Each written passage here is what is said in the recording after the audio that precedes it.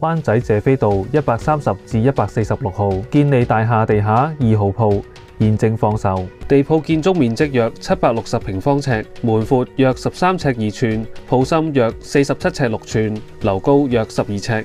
附設3上60M 電、洗手間及來去水等配套。鋪位位處灣仔謝斐道核心位置，為傳統商業核心區，相隔灣仔港鐵站只有1分鐘步程。每日人流絡繹不絕。該段謝斐道為灣仔其中一個飲食集中地，地鋪門庭若市。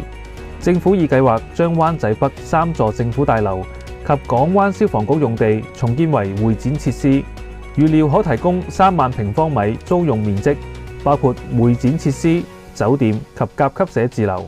此外，灣仔區已經有超過50個大大小小嘅私人發展重建項目正在進行。當中大部分住宅重建項目都係集中於喺皇后大道東一帶，而商廈項目則位於軒尼詩道附近地區。鋪位現時租客為粉麵店。買商鋪不享煩，買盛惠商鋪只需每月租金5%費用，可享一系列售後服務。